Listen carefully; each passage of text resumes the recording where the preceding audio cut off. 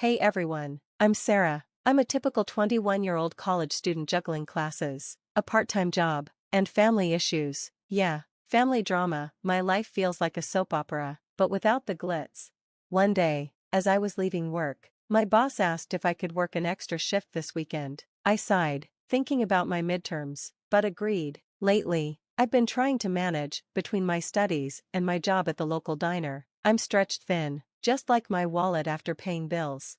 Speaking of bills, my family situation is complicated. My parents divorced when I was a kid, and my dad, Tom, quickly remarried. Enter Karen, my stepmom, and Emily, my stepsister, who's as friendly as a toothache. One evening, I reminded Dad about the electric bill due the next day. He forgot and asked me to cover it. Business has been slow for his construction company, so I've been helping out financially even though I'm struggling myself. I said I'd handle it and started calculating how many extra hours I'd need to work. Meanwhile, Emily lives her life without lifting a finger or contributing anything. One day, when I visited Dad's place, she demanded her allowance. Allowance? You're 18, get a job. I told her. She just rolled her eyes and whined that Dad said I'd take care of it. Of course, he did. Emily's Dad's favorite, and I'm the family's ATM. Despite all this, I've been working hard to keep my grades up. I didn't want my GPA to drop just because I'm financially supporting my family. I asked my professor for an extension on a paper, feeling guilty. Sarah, this is the third time this semester. Is everything okay? He asked. I forced a smile and said I'd have it by Friday. Just when I thought I had everything under control, Dad called with serious news. We need to talk about your future, he said, making my stomach drop. I agreed to come over the next evening, feeling anxious. I thought maybe he'd be proud of my good exam results. When I arrived at Dad's house, my stomach was in knots. I couldn't wait to share my news, but Dad's serious tone made me freeze. Karen and Emily were there too, both looking very serious. Sarah, you know Emily is starting college soon, Dad said. Yeah, I replied, confused. Well, we've been thinking it might be best if you took a break from your studies, just for a while, Dad continued. I blinked, thinking I must have heard wrong. A break? Why? To work full-time, Dad said. Emily needs help with her tuition. Wait, you want me to drop out to pay for Emily's college? I asked, shocked. It's not dropping out, just postponing, Karen said. Are you kidding me? I'm already working hard to help with bills, I protested. Dad shifted uncomfortably. I know, and we appreciate it, but Emily needs this opportunity. You're older, you can always go back later. Later? I'm in the middle of my degree, I can't just pause my life. Don't be so dramatic, Emily said, rolling her eyes. It's not like your art history degree is curing cancer or anything. It's economics, I snapped, and that's not the point. Sarah, watch your tone, Karen said sharply. We're asking you to be a team player here. A team player? I've been carrying this whole team for years. I'm drowning in student loans and working crazy hours. And now you want me to give up my education for Emily? It's your duty as the older sibling, Dad said firmly. Emily deserves a chance too. And what about my chance? I asked. The one I'm working so hard for? Oh please, Emily scoffed, like you're not privileged enough already. Privileged? I shouted. I'm working 2 jobs and barely sleeping. At least you got to go to college. It's my turn now, Emily pouted. Your turn? This isn't a carnival ride, it's my future we're talking about. Sarah, don't be selfish, Karen scolded. Family helps family. Selfish? I've been paying half your mortgage and even bought Emily's prom dress when you were short on cash, I said, feeling frustrated. Dad looked uncomfortable. We know you've helped out, but what? I interrupted. I'm keeping this family afloat, and now you want me to sink my own ship?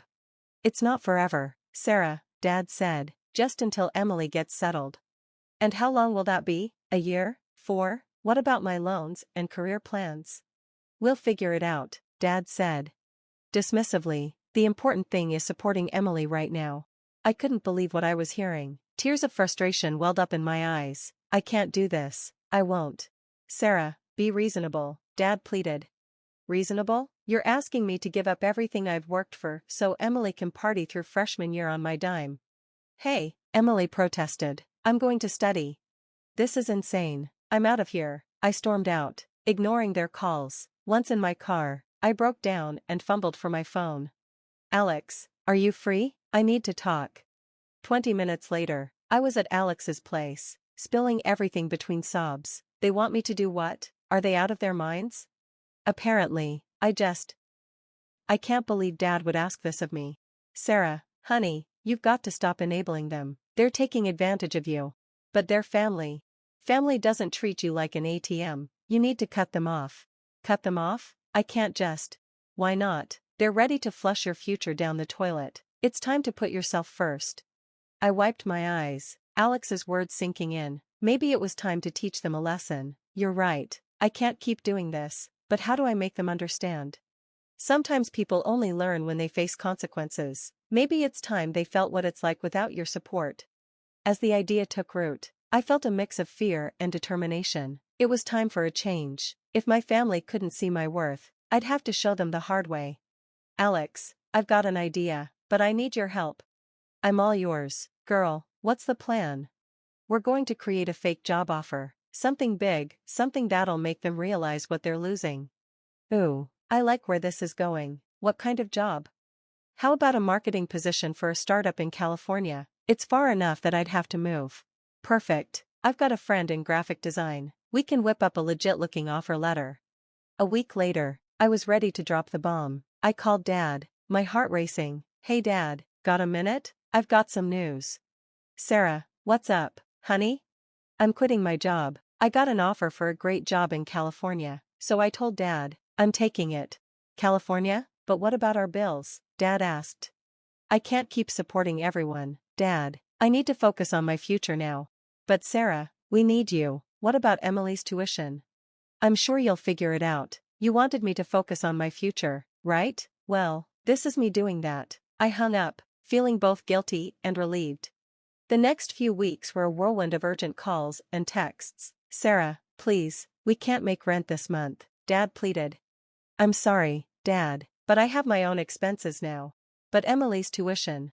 She's an adult, she can get a job like I did, I said, watching from afar as my family's situation unraveled. Dad took on extra shifts at his construction job, coming home exhausted every night. I can't believe I'm saying this, but I applied for a job at Burger Baron. I overheard Karen saying one evening when I stopped by to pick up some mail. You what? Dad responded, but you haven't worked in years. I don't want to flip burgers, but we don't have a choice, Karen said.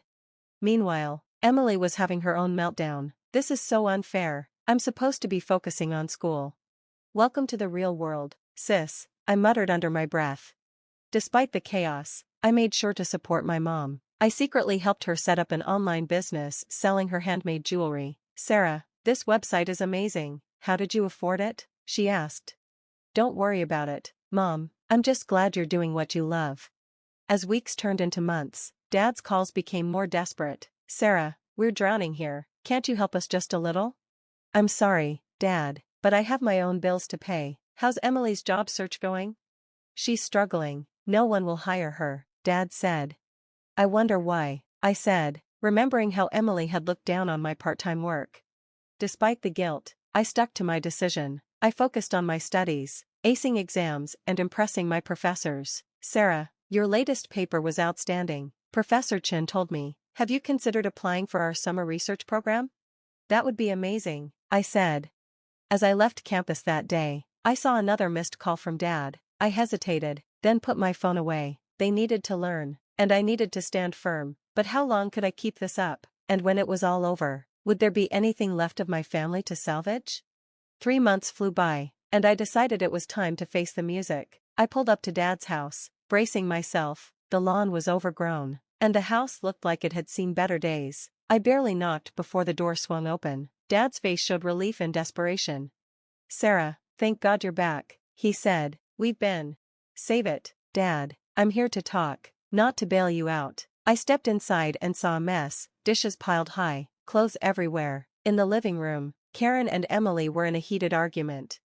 This is all your fault. If you'd just gotten a job like Sarah said, Karen yelled. My fault? You're the one who married a man who can't even pay his own bills, Emily shot back. Hey, that's enough, both of you, I said. They turned, shocked to see me. Emily recovered first, her face twisting into a sneer.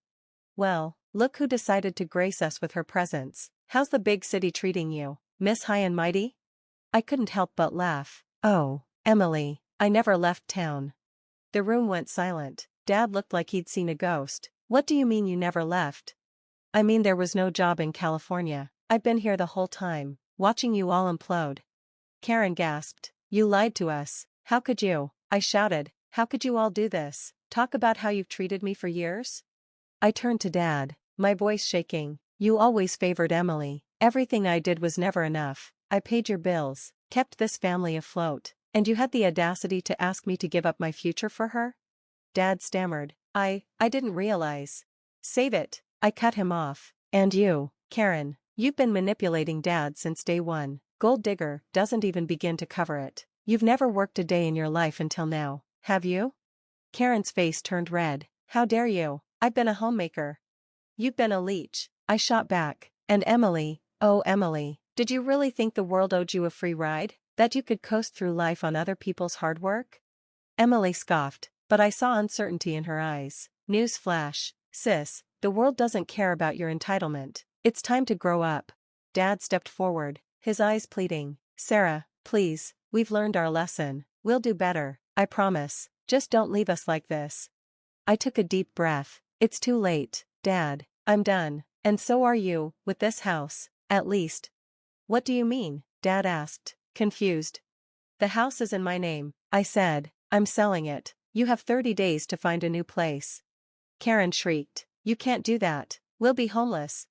Should have thought of that before you tried to derail my life, I said coldly. And all those bills and subscriptions I've been paying? They're cancelled as of now. Emily started to cry for real this time. But where will we go? That's not my problem anymore, I said firmly. I'm cutting ties permanently. I've accepted a real job offer out of state. I'm starting fresh without any of you dragging me down. Dad fell to his knees, sobbing. Sarah, please, we're family. Give us another chance. We'll make it right, I swear.